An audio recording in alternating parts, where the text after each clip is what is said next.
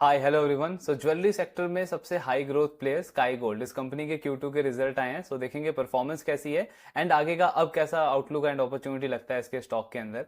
सो sky gold का business model हमने past में बहुत बार कवर किया है, सारे लिंक वगैरह आपको डिस्क्रिप्शन में मिल जाएंगे। ये कंपनी करती क्या है, B2B प्लेयर है। सो ये कंपनी बेसिकली ज्वेलरी मैन्युफैक्चरिंग और डिजाइनिंग का काम करती है। इनके बहुत मार्की क्लाइंट्स हैं जैसे कल्याण ज्वेलर्स, सेनको गोल्ड, मालाबार ज्वेलरी, आपका जॉय लुकास, ये सारे बड़े बड़े जो रिटेल ज्वेलरी रिटेलर्स हैं, ये सारे स्काई गोल्ड के क्लाइंट्स हैं। मुंबई बेस्ड ये कंपनी है। सो इनके साथ में पहले एक प्रॉब्लम क्या चल रहा था कि इनकी जो एग्जिस्टिंग कैपेसिटी थी वो काफी छोटी थी एंड कंपनी ने कुछ टाइम पहले एक्सपेंशन किया नवी मुंबई के अंदर और एक नई फैसिलिटी वहां पे इन्होंने डेवलप करी। सो आज के टाइम पे जब से ये नया फैसिलिटी इनका ऑपरेशनलाइज हुआ है, सो अब कंपनी का पर मंथ जो गोल्ड प्रोसेसिंग की कैपेसिटी है वो 750 केजी पर मंथ है। तो क्योंकि कैपेसिटी एक्सपैंड हुआ, सो उससे आप ऑलरेडी देख रहे हो कि सेक्टर में डिमांड बहुत ज्यादा स्ट्रांग थी। पिछले 3-4 साल से आप किसी भी प्लेयर को देख लो रिटेल ज्वेलरी में, चाहे वो टाइटन हो, कल्याण हो, सेनको हो, मतलब बड़े से बड़ा प्लेयर या कोई छोटा प्लेयर, 20-25-30% के रेट से हर एक प्लेयर ग्रो कर रहा है। तो इंडस्ट्री में डिमांड बहुत ज्यादा स्ट्रांग थी, इसीलिए स्काई गोल्ड को आगे कैपेसिटी एक्सपेंशन करना पड़ा। और कैपेसिटी एक्सपेंशन करने के बाद जो आगे की डिमांड विजिबिलिटी हम देख रहे हैं, जो सारे रिटेल ज्वेलर्स गाइडेंस दे रहे हैं, 20-20, 25-25, 40% की गाइडेंस का दे रहे हैं। सो उसको देखते हुए इनकी मैनेजमेंट ने अगले 3 साल का एक पूरा अपॉर्चुनिटी देखते हुए गाइडेंस दिया। मैनेजमेंट ने FY24 के एंड में बोला कि हम FY27 तक हमारा जो रेवेन्यू है वो 5000 करोड़ तक होगा। मतलब पिछले साल FY24 में इनका एनुअल रेवेन्यू था 1700 करोड़। तो उस बेस पे मैनेजमेंट अगले 3 साल में 5000 करोड़ का रेवेन्यू टारगेट कर रहा था, यानी almost 3x growth company target कर रही थी अगले 3 साल के अंदर। कुछ मंथ्स पहले देन उसके बाद इन्होंने क्या किया, 2 एक्विजिशंस करे। स्टार मंगलसूत्र करके एक कंपनी को एक्वायर किया एंड उसके साथ में स्पार्कलिंग चेन करके एक कंपनी है उसको एक्वायर किया। अब इन दोनों एक्विजिशन के बाद से स्काई गोल्ड का क्या हुआ कि इनका जो प्रोडक्ट ऑफरिंग है वो काफी ज्यादा बढ़ गया है। जैसे फॉर एग्जांपल, पहले किसी भी एक रिटेल ज्वेलरी में रिटेल ज्वेलरी स्टोर में जितनी भी अलग अलग डिजाइन की ज्वेलरीज होती हैं, उसका 40% स्काई गोल्ड खुद प्रोड्यूस करता था एंड उसको सप्लाई करता था। लेकिन इन दोनों कंपनी के एक्विजिशन के बाद से अब जो इनका प्रोडक्ट ऑफरिंग है वो 40% से बढ़ करके 60% बढ़ गया। इसका मतलब क्या हुआ कि पर क्लाइंट रेवेन्यू अब आप और भी ज्यादा इंक्रीज कर सकते हो, आपका प्रोडक्टिविटी बढ़ गया, एफिशिएंसी बढ़ गया, बिजनेस में ऑपरेटिंग लिवरेज आ गया। सो ये अपॉर्चुनिटी का साइज बढ़ गया कंपनी के लिए। एंड ऑफ कोर्स उसके साथ में इन दोनों कंपनीज की भी जो एक्विजिशन किया है इन्होंने, उसका भी उनका खुद का भी एग्जिस्टिंग फैसिलिटीज है। सो उसको ऐड करने के बाद अब स्काई गोल्ड के पास जो टोटल कैपेसिटी है वो 1050 केजी की हो जाती है पर मंथ। तो आपका कैपेसिटी बढ़ गया। तो कंपनी ने क्या किया, गाइडेंस को बढ़ा दिया। कंपनी ने बोला कि अगले 3 से 4 साल के अंदर FY27 FY28 तक हमारा जो टॉप लाइन है वो 6300 करोड़ का होगा। मतलब क्या कि पहले टारगेट था 3x ग्रोथ का, उस ग्रोथ टारगेट को कंपनी ने बढ़ा करके कर दिया ऑलमोस्ट 3.5 गुना, 3.5x growth company top line में अपना टारगेट कर रही है अगले 3-4 साल के अंदर। देन उसके साथ में क्योंकि ये इनका जो लोन है, इनका जो फाइनेंस है, अभी अभी ये वर्किंग कैपिटल लोन लेते हैं। मैनेजमेंट ने बोला कि आगे चल के हम गोल्ड मेटल लोन में इसको कन्वर्ट करेंगे तो हमारा इंटरेस्ट कॉस्ट कम होगा, फाइनेंस कॉस्ट कम होगा, जिससे क्या होगा, पैट मार्जिन बढ़ेगा। सो अभी करंटली इस कंपनी का पैट मार्जिन अराउंड 3% के आसपास है। मैनेजमेंट ने बोला कि पहले हम इसको धीरे धीरे 3.5% तक लेके जाएंगे, देन 4% का पैट मार्जिन हमारा अचीव करने का प्लान है। तो जब 4% का पैट मार्जिन होगा, 3.5 गुना आपका रेवेन्यू का ग्रोथ होगा, तो इसका मतलब क्या कि जो बॉटम लाइन है, जो नेट प्रॉफिट है आपका, वो ऑलमोस्ट 5 से 6 टाइम ग्रो कर सकता है अगले 3-4 साल के अंदर। एंड जब इस तरीके का एग्जीक्यूशन रहता है किसी भी बिजनेस का, तो वी नो कि मार्केट जो है वो और ज्यादा प्रीमियम वैल्यूएशन देता है वैसे स्टॉक को। मतलब 8 to 10 टाइम तक का स्टॉक को वैल्यूएशन मिल सकता है करंट लेवल से अगर हम देखें तो। ये पूरा अपॉर्चुनिटी का साइज बनता है स्काई गोल्ड का। हमने इस कंपनी को आई थिंक 2 क्वार्टर पहले ट्रैक किया था। सो वहां से ये स्टॉक ऑलरेडी 3x हो चुका है। प्लस अगर आप लास्ट कैलेंडर ईयर का मतलब 2023 से अगर इस स्टॉक के लेवल्स को देखोगे तो वहां से ये स्टॉक 15 टाइम रिटर्न डिलीवर कर चुका है। तो ये देख के हमको क्या लगेगा कि स्टॉक तो ऑलरेडी बहुत बढ़ चुका है, यहां से तो आगे का स्कोप है नहीं। बट यहीं पे सबसे क्रिटिकल पॉइंट आता है कि जब हम बिजनेस को समझते हैं एंड उसकी फ्यूचर पोटेंशियल को समझते हैं, तब हमको लगता है कि स्टॉक का वैल्यूएशन तो अभी भी बहुत ही ज्यादा लो है। जैसे हमने 6 मंथ्स पहले जब इसको कवर किया था, तब भी इसका फॉरवर्ड पी कितना आ रहा था, 35 से 40 के बीच में। वहां से स्टॉक ऑलरेडी डबल हो चुका था। देन हमने लास्ट क्वार्टर में इसको कवर किया, स्टॉक वहां से ऑलरेडी डबल था, बट स्टिल इसका फॉरवर्ड पी कितना आया, अराउंड 40 के आसपास। एंड आज हम देखते हैं कि कंपनी का अब Q2 में रिजल्ट कैसा आया है और यहां से आगे का अपॉर्चुनिटी कैसा लग रहा है। सो कंपनी का सेकंड क्वार्टर का अगर आप रिजल्ट देखोगे तो सबसे पहले क्या आता है, रेवेन्यू का नंबर, टॉप लाइन कंपनी ने ऑलमोस्ट डबल किया है इस क्वार्टर के अंदर भी, लगभग 96-97% की ग्रोथ आई है YOY। देन अदर इनकम को अगर हम ऐड कर देते हैं तो पूरा 100% का ग्रोथ आया है, मतलब रेवेन्यू जो है वो कंपनी का डबल हो गया YOY लेवल पे। एंड दूसरा आप पॉइंट देखोगे पैट का, तो नेट प्रॉफिट कंपनी का 5x ग्रो हुआ है YOY, 5 गुना ग्रोथ आई है कंपनी के पैट के अंदर। पिछले साल ये लगभग 7-8 करोड़ का प्रॉफिट था कंपनी का, जो कि इस साल कंपनी का 37 करोड़ का पैट इन्होंने रिपोर्ट करा है Q2 के अंदर। इसमें एक और इंटरेस्टिंग चीज क्या है कि अगर आप इनके इस क्वार्टर के रिजल्ट को लास्ट क्वार्टर से कंपेयर करोगे तो ये नंबर और भी ज्यादा अच्छा लगता है।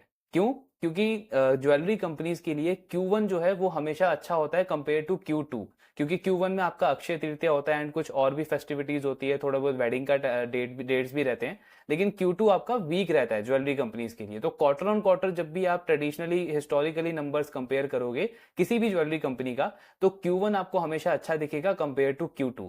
लेकिन इस बार स्काई गोल्ड का क्या हुआ है कि Q2 में इनके Q1 के कंपैरिजन से भी ज्यादा बेटर नंबर आए हैं, चाहे वो रेवेन्यू का नंबर हो या वो प्रॉफिट का नंबर हो। पैट तो आई थिंक ऑलमोस्ट 50% से भी ज्यादा के रेट से ग्रो किया इस कंपनी के लिए क्वार्टर ऑन क्वार्टर लेवल पे। और पैट मार्जिन आप देखो, जो मैनेजमेंट ने गाइडेंस दिया था कि आगे चल के ये 4% होगा, इसी क्वार्टर में अगर आप देखोगे तो पैट मार्जिन कंपनी का 4% से भी ज्यादा का हो चुका है। सो नंबर्स अनडाउटेडली अगेन बहुत सॉलिड रिपोर्ट करे हैं इन्होंने। एंड अब बात करते हैं कि यहां से कैसी अपॉर्चुनिटी बनती है आगे की। तो स्काई गोल्ड का अगर आप 2 क्वार्टर का प्रॉफिट ऐड करोगे, मतलब Q1 का एंड Q2 का, तो कंपनी का पैट बनता है 58 करोड़। पूरे FY24 का जो इनका प्रॉफिट था वो था अराउंड 40 करोड़ के आसपास। अब स्क्रीनर के ऊपर अगर आप स्टॉक का पी देखोगे तो आपको दिखेगा 90 का पी है, लेकिन अगर हम ट्रेलिंग 12 मंथ पी देखते हैं स्टॉक का तो कितना आता है 55 के आसपास। ट्रेलिंग 12 मंथ पी क्या हुआ, पिछले 4 क्वार्टर्स का प्रॉफिट अगर आप ऐड करो, उसको मार्केट कैप से डिवाइड करो, तो आपको ट्रेलिंग 12 मंथ का पी दिखेगा जो कि इसका 56-55 के आसपास है। बट सबसे इंटरेस्टिंग पॉइंट कि इस कंपनी ने पिछले पूरे साल के प्रॉफिट का ऑलमोस्ट 50% ज्यादा कर दिया है सिर्फ 2 क्वार्टर के अंदर। यानी ये फाइनेंशियल ईयर सिर्फ आधा हुआ है, अभी फर्स्ट हाफ कंप्लीट हुआ है, और लास्ट फाइनेंशियल ईयर के पूरे साल के प्रॉफिट का आप 50% ज्यादा ऑलरेडी कर चुके हो। तो और अगले जो 2 क्वार्टर हैं Q3 एंड Q4, ये किसी भी ज्वेलरी कंपनीज के लिए सबसे बेस्ट क्वार्टर होते हैं, स्पेशली Q3 जिसमें आपका फेस्टिव सीजन रहता है, देन वेडिंग सीजन स्टार्ट होता है, और फोर्थ क्वार्टर भी काफी अच्छा रहता है ज्वेलरी कंपनीज के लिए। तो जो 2 बेस्ट क्वार्टर्स हैं वो अभी पेंडिंग हैं, एंड कंपनी ऑलरेडी 50% का ग्रोथ दिखा चुकी है अपने पैट के नंबर पे। सो यहां से बहुत हाई चांस बनता है कि company at least full year basis पे 120 करोड़ का पैट डिलीवर करेगी FY25 के अंदर। तो FY25 का एंड वाला जो पैट होगा वो कितना होगा, 120 करोड़ के आसपास। पिछले साल था 40 करोड़।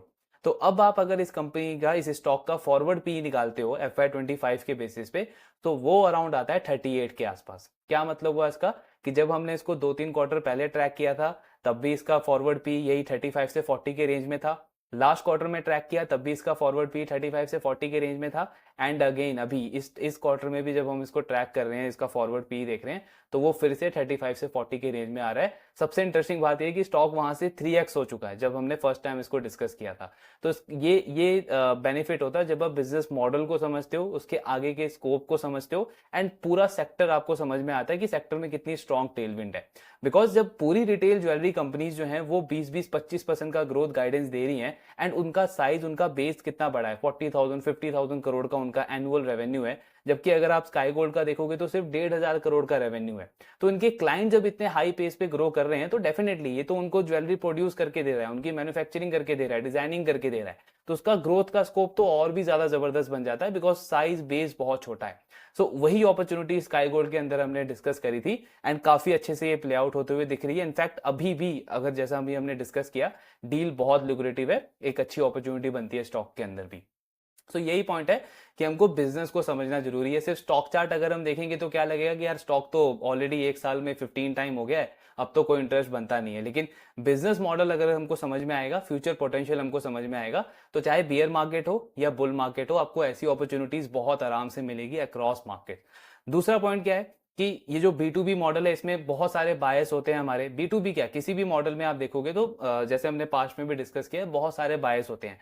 स्काई गोल्ड का ही अगर आप पुराना डिस्कशन देखो तो क्या डाउट आता हमको कि ये तो B2B मॉडल है, इसको प्रीमियम वैल्यूएशन मिल नहीं सकता, मार्केट इसके स्टॉक को तो रिवॉर्ड कर नहीं सकता, या फिर इसका जो रिसीवेबल है वो बहुत ज्यादा है, इसका जो कैश फ्लो है वो नेगेटिव है। सो ये सारे क्या है, ये सारे बायसेस हैं, क्योंकि मार्केट इन सारी चीजों को नहीं देखता है। मार्केट को क्या चाहिए कि बिजनेस का स्कोप कैसा है आगे का। मार्केट को क्लियरली पता है कि ये एक स्मॉल माइक्रो कैप प्लेयर है, इतने बड़े बड़े क्लाइंटों से ये डील कर रहा है, तो इसके लिए प्रायोरिटी क्या होनी चाहिए कि उन क्लाइंटों को रिटेन करना है। तो इतने बड़े क्लाइंटों को अगर आपको रिटेन करना है लॉन्ग टर्म के लिए, तो ऑफकोर्स शॉर्ट टर्म में आपको ये रिसीवेबल का पेन लेना पड़ेगा, कैश फ्लो का पेन लेना पड़ेगा। बिकॉज अगर आप उनको टाइमली इन्वेंट्री डिलीवर नहीं करोगे तो वो आपसे क्यों लेगा? उनके पास तो बहुत सारे ऐसे प्लेयर्स हैं जो उनको ज्वेलरी ऑफर कर सकते हैं। तो स्काई गोल्ड के लिए अभी इंपॉर्टेंट क्या है कि इन क्लाइंटों को रिटेन करके रखना है। उसके लिए बिल्कुल उनके कैश फ्लो में प्रॉब्लम आएगा, उनके रिसीवेबल में प्रॉब्लम आएगा, लेकिन जब तक ये इंडस्ट्री का ग्रोथ इतना तगड़ा है एंड ये इनके सारे क्लाइंट्स 20-25% पे ग्रो कर रहे हैं, तो आगे चल के बहुत इजीली कंपनी का कैश फ्लो पॉजिटिव होगा, जो कि इनकी मैनेजमेंट ने गाइडेंस भी दिया है कि अगले 1 से 1.5 साल के अंदर कैश फ्लो पॉजिटिव हो जाएगा, प्लस आपका रिसीवेबल भी नॉर्मलाइज हो जाएगा। तो ये सारी चीजें आप बाद में इंप्रूव कर सकते हो, लेकिन बिजनेस में अगर ग्रोथ ही नहीं है, आपके पास क्लाइंट ही नहीं है, तो पॉजिटिव कैश फ्लो लेके आप क्या करोगे? मार्केट आपके स्टॉक को कभी रिवॉर्ड नहीं करने वाला।